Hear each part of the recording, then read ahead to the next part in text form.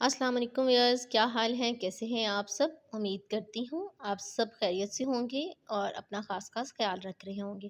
Viewers, आज की इस वीडियो में हम डिस्कस करेंगे कि बच्चों की बॉडी पे जो एक्स्ट्रा बाल होते हैं बॉडी पे और फेस पे, हम उनको कैसे रिमूव कर सकते हैं।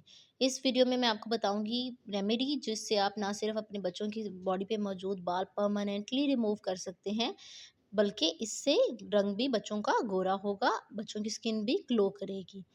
तो अब बढ़ते हैं इस होम रेमेडी की तरफ। तो सबसे पहली चीज़ इस होम रेमेडी को बताने से पहले मैं बताऊँगी कि आपने बहुत ज़्यादा जल्दी नहीं करनी है इन्हें उतारने में। इस रेमेडी को आपने आहिस्ता-आहिस्ता अप्लाई करना है, तो आप देखेंगे कि चंद ही दिनों में ये बाल ख़त्म हो जाएँगे।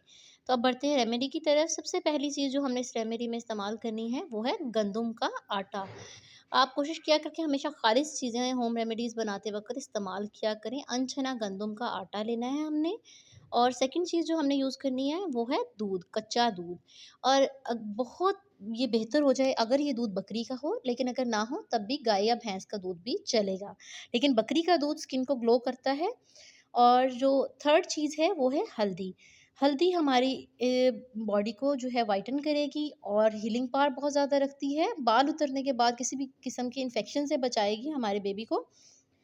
और अब बढ़ते हैं इस रेमेडी की तरफ कि इसको बनाने का तरीका क्या है। सबसे पहले क्या करना है कि 2 भरे हुए चम्मच गंदम का आटा लेना है, उसके अंदर हमने 1 चुटकी हल्दी ऐड कर लेनी है। एक भरी हुई चुटकी हमने इसमें हल्दी की ऐड करनी है और थोड़ा-सा दूध मिक्स करना है, हस्बे ज़रूरत दूध मिक्स करना है।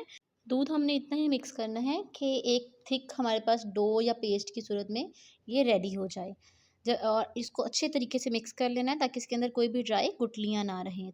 ये पेस्ट हमारी रेडी हो गई है। अब इसको यूज़ करने का तरीका ये है कि बच्चे को नहलाने से पहले हमने उसकी ड्राई स्किन पे हल्के हाथों से ये पेस्ट लगा देनी है या ये डो लगा देनी है और हल्के हाथों से मसाज करते जाना है। गोल-गोल दायरों की सूरत में, सर्कल्स की सूरत में रगड़ते जाना है और मसाज करते जाना है।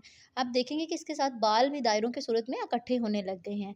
गोल-गोल घुमाते जाएँ, हाथ हल्का रखना है, हमने बिल्कुल भी हार्डली टच नहीं करना, क्योंकि बच्चे की स्किन बहुत ज़्यादा सॉफ्ट है। हमने अपने बेबी की स्किन का सबसे पहले ख़्याल रखना है और बच्चे की स्किन का ख़्याल रखते हुए कि जितना बच्चा बेयर कर सकता है, उतना हार्ड रखते हुए हाथ को हमने आहिस्ता-आहिस्ता गोल-गोल दायरों की सूरत मसाज करते जाना है अपनी इस डो टाइप पेस्ट का। और हम देखेंगे कि बाल सारे दायरों की सूरत इकट्ठे होने लगे हैं, छोटी-छोटी गुठलियाँ सी बन गई हैं। और इन गुठलियों को अगर तो ये खुद से उतर रही हों हमारी आटे के साथ तो ठीक है, अगर नहीं उतर रही तो हम इनको चुटकी की मदद से भी उतार सकते हैं। लेकिन इस बात का ख़ास ख़्याल रखना है कि हमने ये नहीं सोच लेना कि भई आज की आज ही मैं सारे बाल उतार दूँगी, बल्कि हम आहिस्ता-आहिस्ता उसको उतारेंगे, क्योंकि ये नन्ही सी जान है और इसको तकलीफ़ भी ज़्यादा महसूस होती है। इसलिए हमने बहुत प्यार से हल्के हाथ के साथ गोल-गोल घुमाते हुए मसाज करते जाना है।